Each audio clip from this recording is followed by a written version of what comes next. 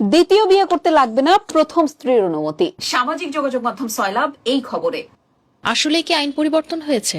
না, 1961 সালের মুসলিম পারিবারিক আইন অধ্যাদেশের 6 ধারায় বহুবিবাহ ও প্রক্রিয়া সম্পর্কে বলা আছে। বিধান অনুযায়ী কোনো ব্যক্তির বিয়ে বহাল থাকা অবস্থায় আরবিট্রেশন কাউন্সিল বা সালিসি পরিষদের লিখিত পূর্বানুমতি ছাড়া আবার বিয়ে করতে পারবেন না। আবার এমন অনুমতি ছাড়া অনুষ্ঠিত কোনো বিয়ে 1974 সালের মুসলিম বিবাহ ও তালাক আইনের অধীনে রেজিস্ট্রি হবে না। তাহলে হঠাৎ এই বিষয়ে এত আলোচনা কেন? কারণ এই 6 ধারার বৈধতা চ্যালেঞ্জ করে সুপ্রিম কোর্টের একজন আইনজীবী 2021 সালের ডিসেম্বরে হাইকোর্টে রিট আবেদন করেন। তার ভাষ্য, একজন পুরুষের একাধিক স্ত্রী রাখার স্বীকৃতি মুসলিম পারিবারিক আইনে দেওয়া হয়েছে, তবে তাদের প্রতি ন্যায় বিচার ও সম অধিকার নিশ্চিত না করেই আইনে বহু বিবাহের অনুমতির বিধান রাখা হয়েছে।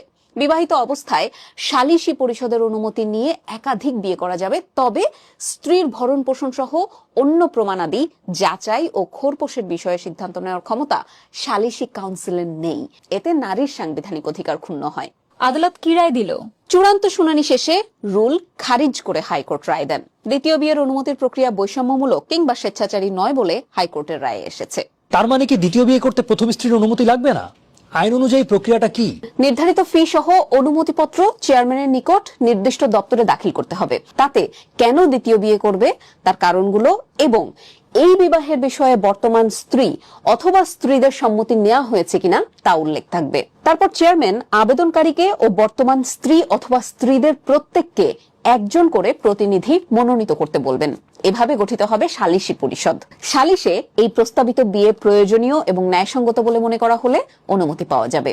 এই প্রক্রিয়ায় আসলে বর্তমান স্ত্রীর অনুমতি নিতে হয়। সালিশ প্রক্রিয়ার অংশ হিসেবেই এটি করতে হয়। সালিসি পরিষদের অনুমতি ছাড়া যদি কেউ আরেকটি বিয়ে করে সেক্ষেত্রে কি হবে? স্ত্রীর দেনমোহরের সম্পূর্ণ টাকা তৎক্ষণাৎ পরিশোধ করতে হবে, আর পরিশোধ না করা হলে বকেয়া ভূমি রাজস্ব রূপে সেটি আদায়যোগ্য হবে। 1 বছর পর্যন্ত বিনাশ্রম কারাদণ্ড অথবা 10,000 টাকা পর্যন্ত জরিমানা বা উভয় দণ্ডে দণ্ডিত হবে।